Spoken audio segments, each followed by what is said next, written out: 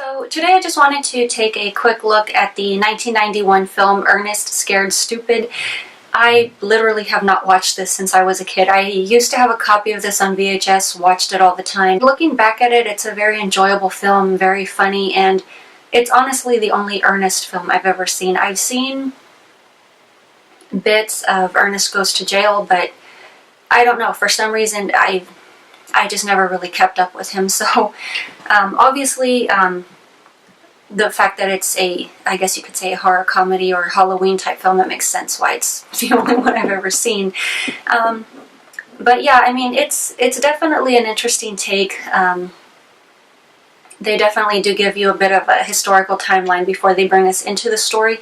So we are pretty much introduced to a town that is being, I guess you could say, harassed or threatened by a troll. Of course, he is later caught and buried with a tree to grow over him, so that becomes his prison.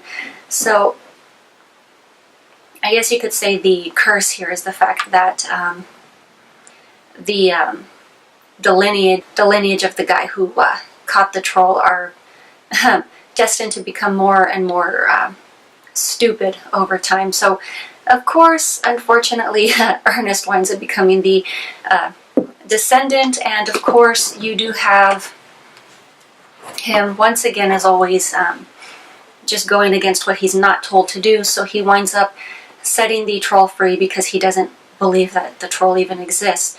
But honestly, and I think it's pretty obvious that the whole thing is a setup, that the older lady that everyone just kind of seems to be hanging around with lately, the one that no one's too crazy about, pretty much warns him against letting the troll loose, and pretty much also just tells him how exactly to do so. And we later learned that she has, I believe, 2 family members of her own that were transformed into these little wooden dolls.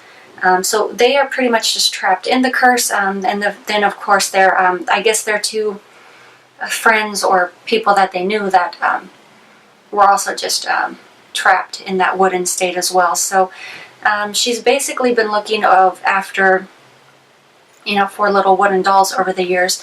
So to me, what was interesting here is the fact that obviously I watched the film all the time as a kid. I also watched Batman all the time. I never put 2 and 2 together that this older woman was Catwoman. I mean, until right now, when I looked over the credits, I never realized that that was Eartha Kitt. Then again, I really didn't know her name. I just knew the face. But, I saw that, and it was very exciting to me. It's like, oh, it's Eartha Kitt!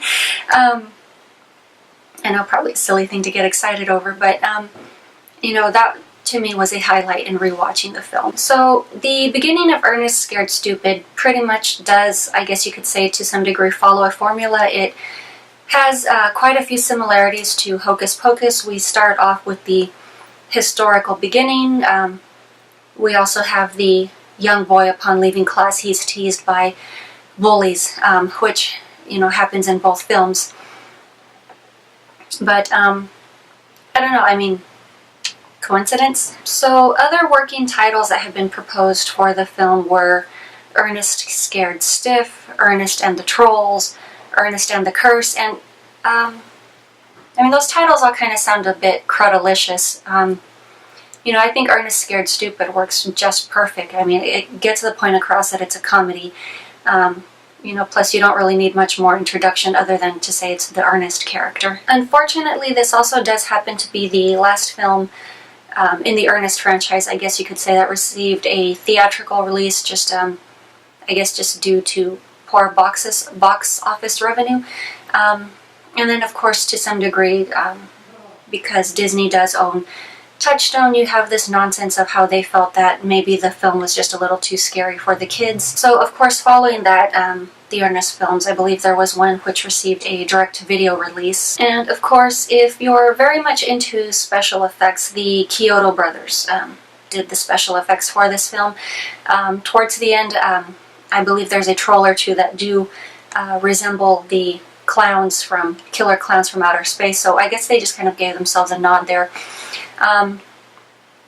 I honestly did not know that they did the special effects work for this. Just recently found that out myself, but I thought that was really cool. the costume design and everything. It was very well done.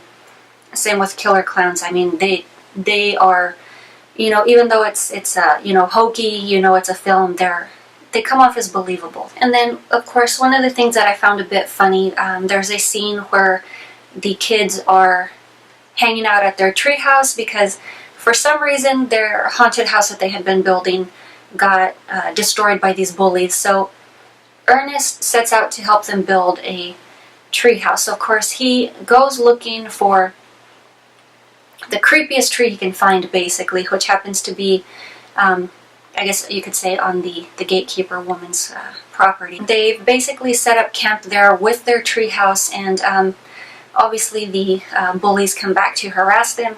There's one scene in there where the kids are just flinging pizzas at their bullies. So I thought that was interesting because the pizzas, I guess you could say, are recycled props from the Ninja Turtles sequel, The Secret of the Ooze.